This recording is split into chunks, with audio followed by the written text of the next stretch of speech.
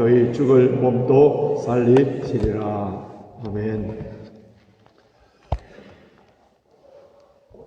지난주 우리 교회 성도님들은 로마서 말씀을 열심히 읽었을 것입니다.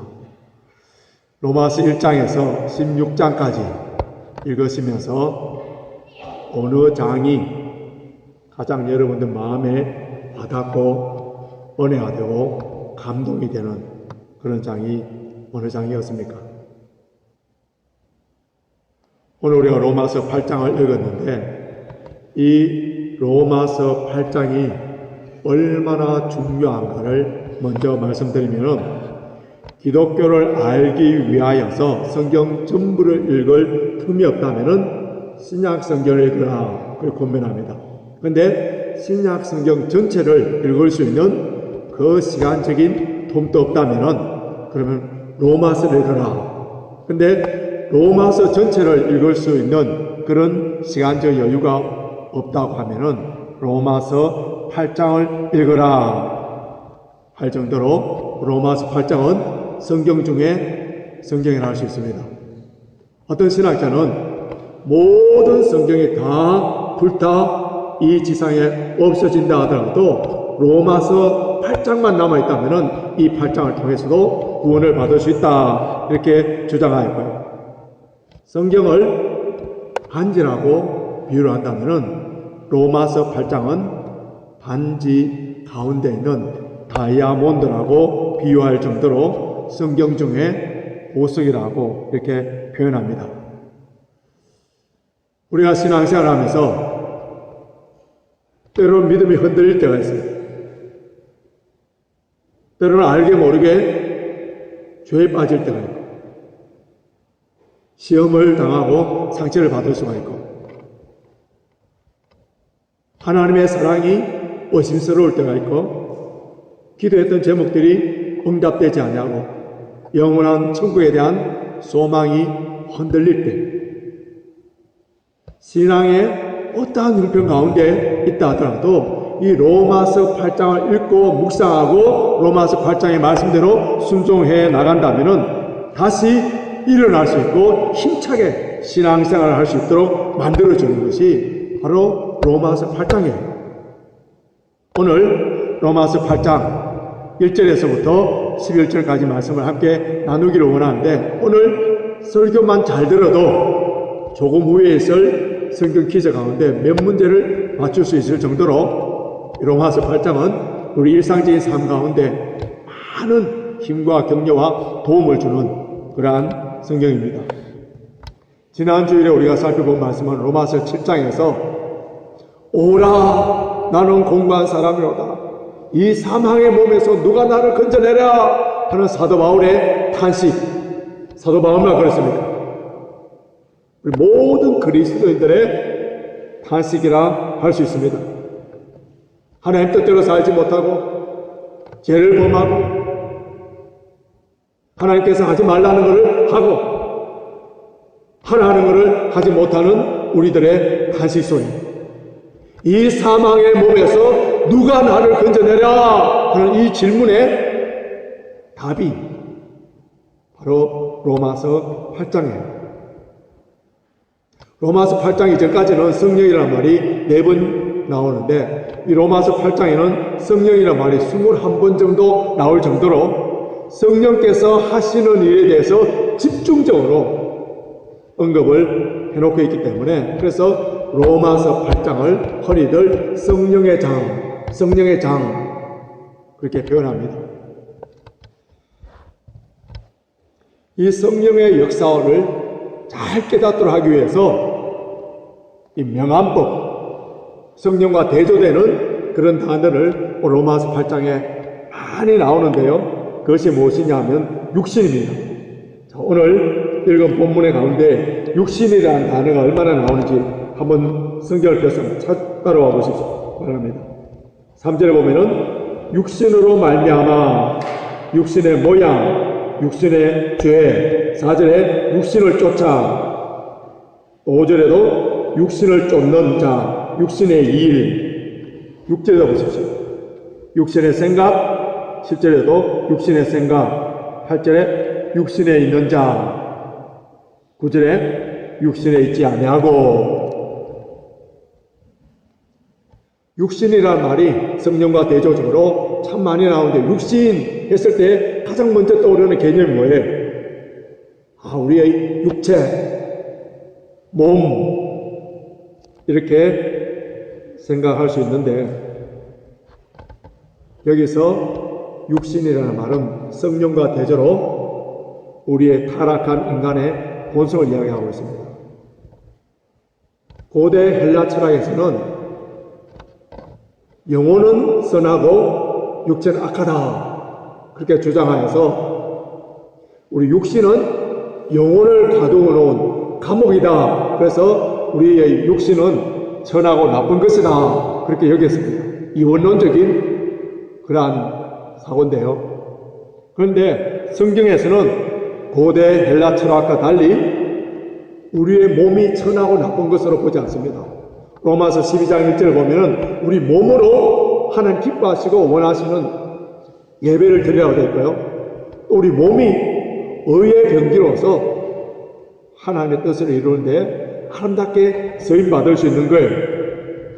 그런데 오늘 본문에서 언급된 이 육신이라는 말은 성령과 반대되는 말로 하나님과 아무런 관계없는, 영혼과 진리와 아무 상관이 없는, 썩어져 없어질 이 땅의 것만 생각하는 그러한 죄악된 본성을 이야기하고 있습니다.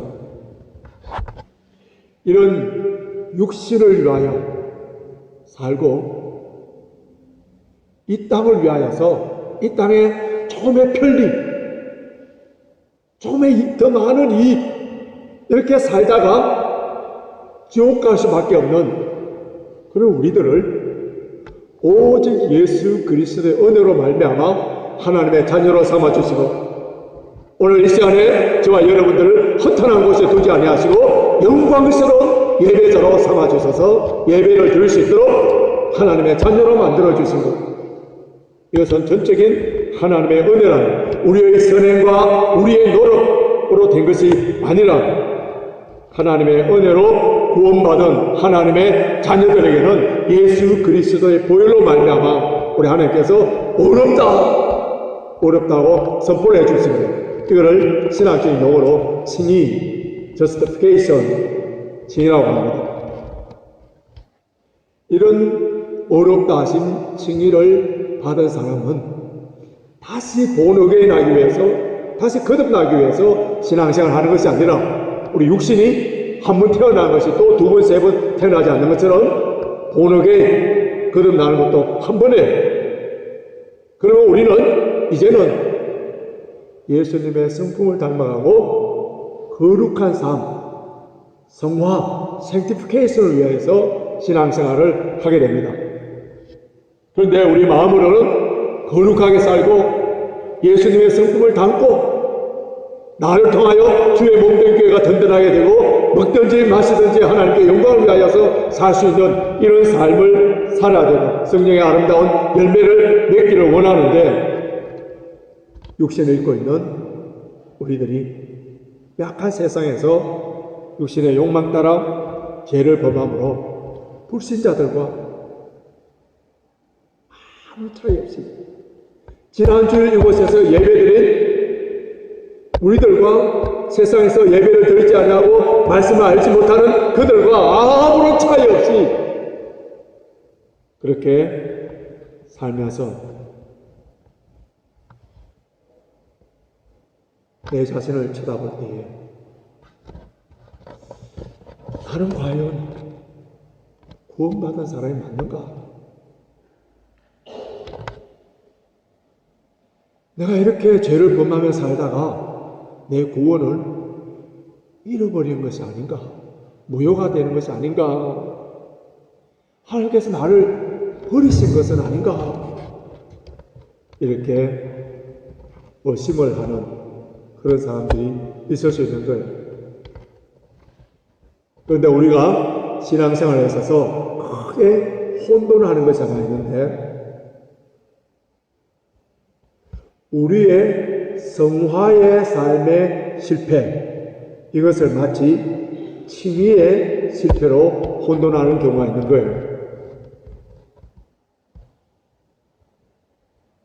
이렇게 우리의 구원에 흔들리고 하나님께서 우리를 사랑하여 주신 그 사랑에 흔들리는 칭의의 그 자체에 흔들리고 있는 우리들에게 오늘 로마서 8장을 통하여서 다시 한번 그리스도 예수 안에 있는 자들이 얼마나 큰 축복을 누리고 있는가를 확인시켜줍니다. 다시 우리에게 힘을 주시고 격려 주시고, 그것이 바로 로마서 8장입니다. 그리스도 예수 안에 있는 자들에게 누리는 그 첫 번째 복이 뭡니까? 첫째는 정죄함이 없다는 거예요. 정죄함이 없다. 오늘 본문 1절 한번 보시기 바랍니다. 1절 같이 읽습니다. 시작. 그러므로 이제 그리스도 예수 안에 있는 자에게는 결코 정죄함이 없나니, 여기에 정죄라는 헬라어로는 카타크리마라는 단어인데, 요 카타크리마라는 단어가 이 갈라디아서 3장 10절에도 같은 단어가 나오는데, 거기에서는 우리 성경에서는 뭐라고 번역했느냐면 저주라고 번역했습니다. 그러니까 여기서 정죄라는 의미가 무엇인가 빨리 이해가 되죠.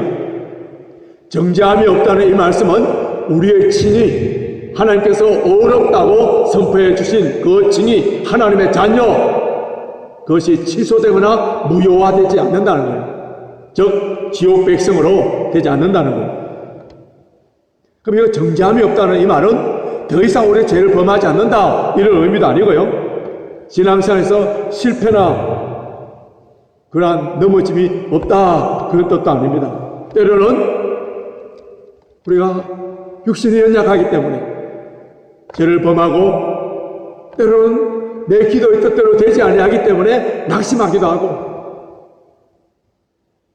영적으로 실패하고 넘어질 수가 있지만은, 그러나 그리스도 예수 안에 있는 자들은 저주를 받아서 심판의 자리에 지옥에 떨어지는 법은 절대로 없다는 것. 이스라엘 백성들이 그 노예 생활에서 출애굽을 하기 전에 그날 밤에 하나님께서 애굽에 있는 모든 첫 태생 다 죽이려고 할 때, 그때 이스라엘 백성들은 그 죽음의 천사가 넘어가기 위해서 문 기둥에 다 어린 양의 피를 발라라고 했습니다. 그런데 이스라엘 백성 가운데 하나님의 말씀에 순종함으로 말미암아 그 어린 양의 피를 발랐습니다. 근데 어떤 집은 그 피를 발랐지만은 불안한 거예요. 그래서 밤잠을 자지 못합니다. 불안에 떨고 밤에 설치는 집이 있는가 하면은, 어떤 집은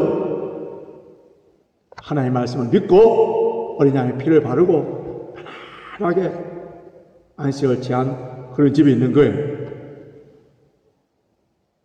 그런데 죽음의 사자가, 천사가 어린 양의 피를 보고 넘어간 것, 파스오버, 그 집안의 감정적인 분위기, 그와는 아무 관계없이 오직 어린 양의 피만 보고 넘어간 것과 마찬가지로 우리 구원도 마찬가지입니다.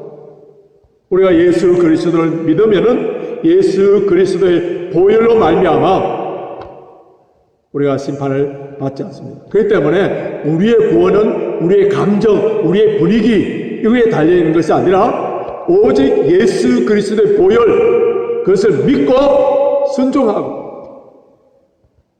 예수 그리스도를 나의 구세주로, 왕으로, 주님으로 섬기는 자들에게는, 한 번 하나님의 자녀가 된 자들에게는 그 구원이 취소되거나 무효화되지 않는다는 거예요.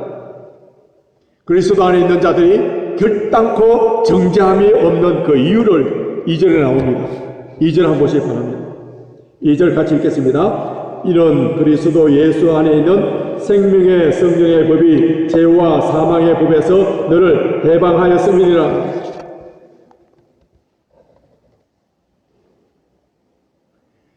죄와 사망의 법, 이것이 한마디로 말하면 율법이에요.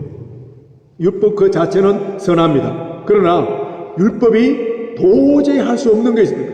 그것이 무엇이냐 하면은 인간의 죄된 본성을 율법이 다 제거해 주는 것이 아니에요. 또 율법은 우리를 의와 생명으로 줄 수 있는 것이 아닙니다. 인간을 구원하는 일은 율법이 하는 것이 아니라 하나님만이 할 수 있다고 했습니다. 3절 한번 보십시오. 3절 같이 있습니다. 시작. 율법이 육신으로 말미암아 연약하여 할 수 없는 그것을 하나님은 하시나니 곧 죄를 인하여 자기 아들을 죄 있는 육신의 모양으로 보내어 육신의 죄를 정하사.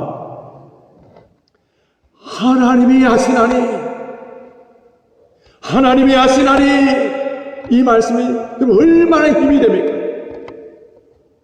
우리 모두 아담의 원죄로 말미암아 뿐만 아니라 우리가 연약하기 때문에 스스로 범하는 죄로 말미암아 그 죄에서 벗어날 수 있는 힘과 능력이 없는 거예요. 율법은 우리가 범한 죄에 대해서 정죄를 합니다. 또 우리를 심판합니다. 율법을 통하여서 우리 자신을 비춰보면은 오라 나는 공고한 사람이로다. 이 사망의 몸에서 누가 나를 건져내랴 탄식할 수밖에 없는 그런 존재입니다. 이 문제를 해결하기 위하여서 우리 하나님 아버지께서 그 아들 독생자 예수 그리스도를 보내주셔서 우리를 위하여 십자가에 돌아가셨는데 예수님께서 이 세상에 오실 때에 사람의 모양을 입고 오셨지만 죄는 없으신 분이에요. 하나님께서 성자 예수님을 이 땅에 보내주신 이유 3절에 구체적으로 나오죠. 다시 한번 보십시오. 중반에 보면은 곧 죄를 인하여 자기 아들 죄 있는 육신의 모양으로 보내어. 개역 개정판에는 죄로 말미암아 예수님을 이 땅에 보내셔서 우리 죄를 위하여 속죄 제물로 돌아가심으로 말미암아 우리는 예수 그리스도의 보혈로 죄를 사함받을 뿐만 아니라 주의 보혈의 능력으로 이제는 죄를 넉넉히 이기고 승리해 나갈 수 있는 그런 존재로 만들어주셨다는 거예요. 그래서 예수 그리스도의 보혈의 능력으로 우리는 하나님의 말씀에 순종하는 자들로 만들어주신 거예요. 자, 4절 한번 보시기 바랍니다. 4절 육신을 쫓지 않고 그 영을 쫓아 행하는 우리에게 율법의 요구를 이루어지게 하려 하십니다. 여기 4절을 열심히 보시면은 아주 특이한 표현이 나와 있습니다. 뭐가 있느냐면 율법의 요구. 이거 어떻게 생각하세요? 율법의 요구 단수로 되어 있어요. 율법의 요구들 해야 됩니다. 왜냐하면은 율법이 요구하는 것들이 얼마나 많습니까? 10계명만 보더라도요 10가지의 계명을 지키라고 되어 있어요. 그런 걸 보더라도 율법의 요구들 해야 되는데 왜 율법의 요구 단수로 표현했습니까?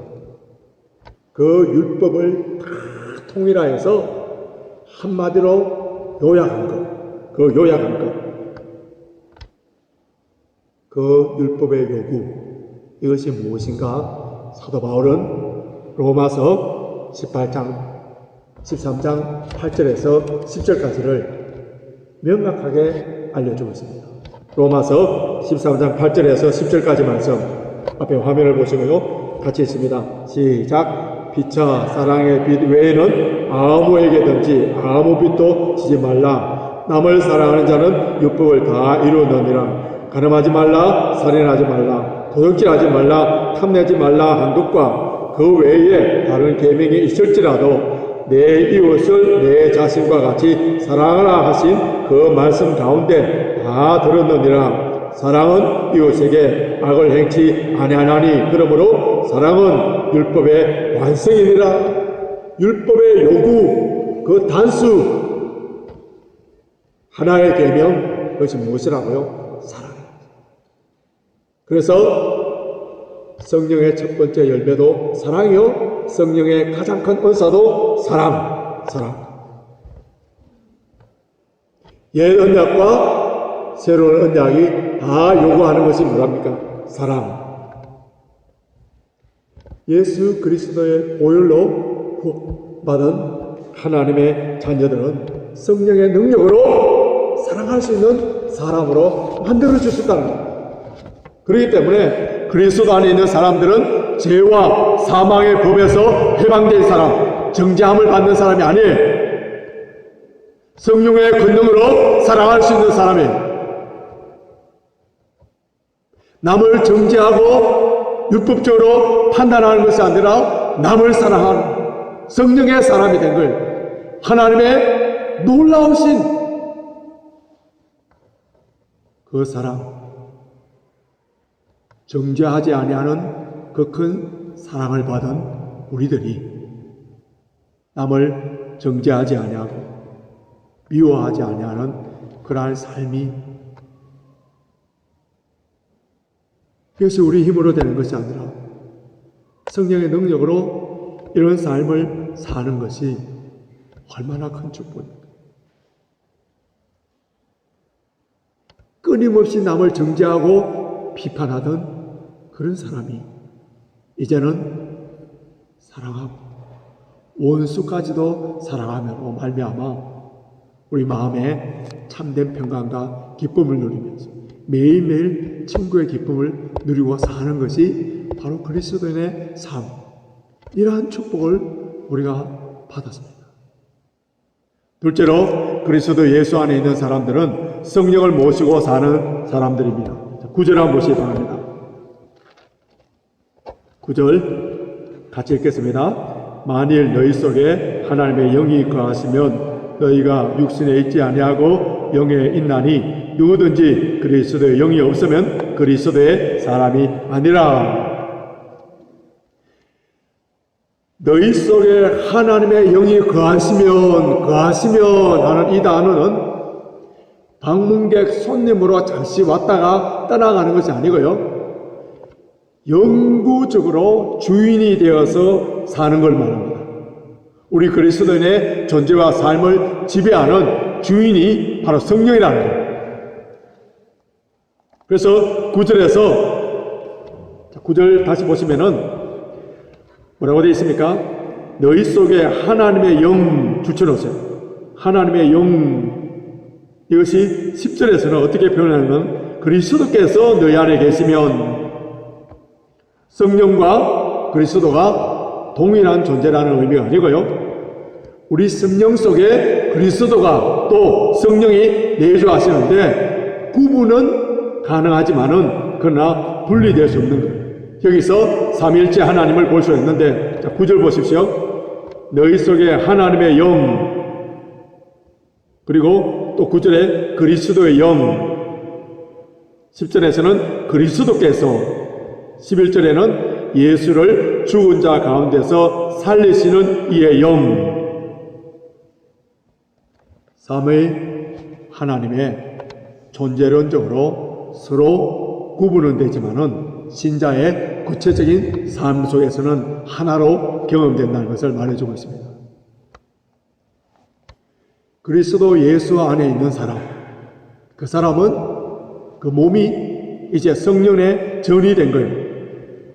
우리 성도들은 성령님을 모시고 예수님을 모시고 사는 존재들이기 때문에, 그래서 우리는 주님을 찾기 위하여서 어느 신뢰한 곳에, 거룩한 곳에 갈 필요가 없는 거예요. 예수 그리스도를 믿고 성령 안에 거하는 사람은 성령님 오시옵소서, 성령님 오시옵소서 할 필요가 없는 거예요.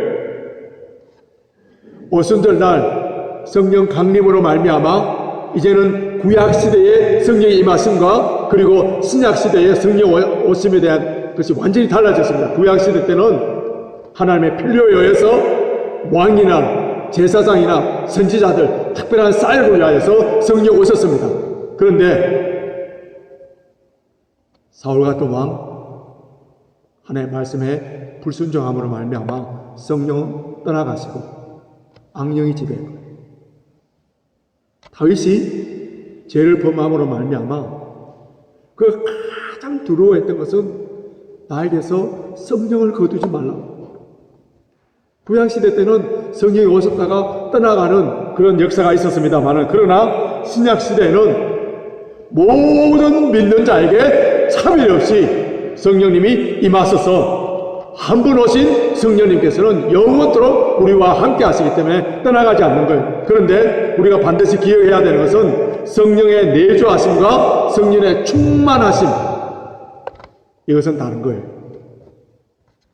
하나님의 뜻은 우리가 끊임없이 성령 충만함 받아서 성령의 지배함에 따라서 사는 삶, 성령의 충만함이 없으면은 능력 있는 삶을 살 수 없는 거예요. 성령이 충만하지 않는다면은 나를 통하여서 성령의 열매들이 맺어지지 않는 거예요. 많은 사람들이 성령님을 잘못 오해해서 가마력, 운동력, 아니면은 능력, 이 정도로 생각하는 경향이 있습니다. 또 어떤 사람들은 동양 철학에서 기후와 같은 그렇게 생각합니다.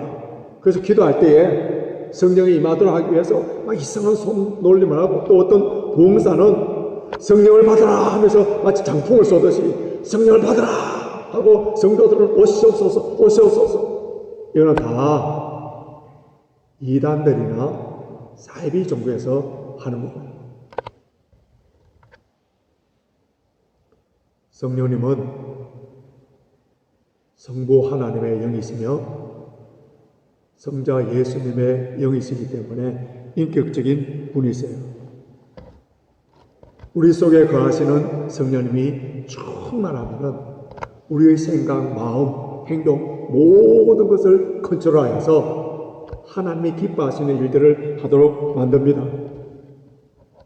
뿐만 아니라 성령님께서 우리 마음을 다 통제하고 계시면은 어떤 환경, 어떤 조건 가운데서도 성령이 주시는 그 기쁨, 평안을 누리게 되는 거예요. 6절 한번 보시기 바랍니다. 육신의 생각은 사망이요 영의 생각은 생명과 평안이니라.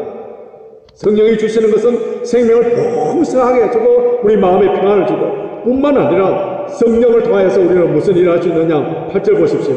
육신에 있는 자들은 하나님을 기뻐시게 할 수 없느니라. 성령의 사람들만이 하나님을 기뻐시게 할 수 있다는 것. 셋째로 그리스도 예수 안에 있는 자들이 누리는 복은 몸의 부활에 대한 확신을, 보장을 받습니다. 11절을 우리 같이 읽겠습니다. 11절 같이 읽습니다. 시작. 예수를 죽은 자 가운데서 살리신 이의 영이 너희 안에 거하시면 그리스도 예수를 죽은 자 가운데서 살리신 이가 너희 안에 거하시는 그의 영으로 말미암아 너희 죽을 몸도 살리시리라. 예수님을 죽음에서 부활시켰던 그 부활의 능력이 우리도 죽을 몸에서 부활시킨다는 거예요. 우리가 육신이 죽는다 하더라도 성령께서 생명을 불어넣어 주셔서 부활하게 되는데, 그러므로 우리의 구원은 몸을 떠나서 완성되는 것이 아니라 몸의 부활로 완성되는 겁니다. 성령께서 죽은 자를 부활시키시는데 그 성령님이 못하실 일이 어디 있겠습니까? 우리의 악한 본성을 변화시키시고 불가능한 일을 가능하게 하시는 분이 성령님입니다. 나치 수용소에서 살아나와서 세계적인 복음 전도자가 될 뿐만 아니라 주는 나의 피난처라는 그 유명한 책으로 우리에게 잘 알려진 코리텐붐 여사님이 성령의 역사에 대해서 아주 쉽게 잘 이해하도록 이렇게 표현했습니다. 한번 들어보십시오. 나는 나의 손에 장갑을 끼고 있는데 이 장갑 그 자체로는 아무것도 할 수 없다. 그러나 내 손이 그 안에 들어가면 그것은 많은 것을 할 수 있다. 물론 일하는 것은 장갑이 아니라 장갑 안에 있는 내 손이다. 우리들은 장갑이다. 그리고 우리 안에 계시는 성령은 일하시는 손이다. 우리는 손을 위해 자리를 비워드림으로써 모든 손가락이 다 채워지도록 해야 한다. 여러분, 우리가 욕심을 비우고 우리의 교만과 자존심을 비우고 성령님이 역사하시다 성령님께 맡길 때에 우리의 삶은 성령의 놀라운 능력이 나타나는 그러한 삶이 되는 거예요. 그 성령의 능력을, 부활의 능력을 우리 삶 속에서 날마다 체험하기를 원하신다면은 내 안에 있는 악한 죄성, 욕망, 세상적인 것에 집착하고 있는 것, 이거를 비워줘야 돼요. 비우는 작업을 해야 돼요. 지금까지 그리스도 예수 안에 있는 자들이 누리는, 받는 그 축복에 관해서 말씀을 살펴봤습니다. 첫째는 뭐였습니까? 죄와 사망의 법에서 해방시켜줬었고 정죄함을 받지 않는다 했습니다. 둘째는 성령께서 내주하심으로 말미암아 모든 것을 인도해 주시고 성령의 인도하심으로 받을 때에 평강과 기쁨을 누린다 했습니다. 셋째는 몸의 부활을 보증받는 거예요. 그렇기 때문에 죽음이 와도 두려워할 필요 없는 거예요. 그래서 그리스도인들은 담대한 거예요. 고난이 오나 환난이 오나 죽음이 온다 하더라도 두려워하지 않는 것. 영원한 부활이 있기 때문에. 오늘 예배드리는 사랑하는 성도, 우리 가운데 어떤 사람은 일평생 동안 과거에 지은 그 죄로 말미암아 양심의 가책 때문에 그 죄책감에 빠져있고 하나님의 말씀대로 순종하지 못하는 것 때문에 신음하면서 고통스러운 날을 보내는 사람들이 있습니다. 오늘 주신 말씀을 통하여 참된 자유를 누리시길 바랍니다. 오늘 본문 1절 2절 다시 보시길 바랍니다. 1절 2절 우리 목소리 한 목소리로 같이 있습니다. 시작. 그러므로 이제 그리스도 예수 안에 있는 자에게는 결코 정죄함이 없나니 이런 그리스도 예수 안에 있는 생명의 성령의 법이 죄와 사망의 법에서 너를 해방하였습니다. 아멘. 그리스도 안에 있는 자들은 진리 안에서 참된 자유를 누리는 자들이에요. 그리스도 안에 있는 자들은 내주하시는 성령으로 말미암아 어떤 환경 가운데서도 평강과 기쁨을 누리는 자들이에요. 그리스도 예수 안에 있는 자들은 부활의 영원한 소망을 바라보므로 죽음이 온들 두려워하지 않는 그런 자들입니다. 이 시간에 성령께서 우리 마음을 어루만져 주시고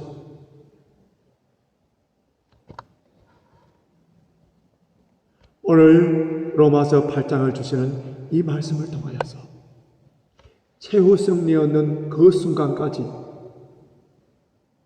우리 믿음이 흔들리지 아니하며 다시 일어서서 힘차게 믿음의 경주를 함으로 말미암아 날마다 승리하시는, 날마다 승리하며 하나님께 찬양과 영광을 돌리시는 모든 성도들이 되시길 주님의 이름으로 축원합니다. 찬송가 194장, 새 찬송가 260장입니다.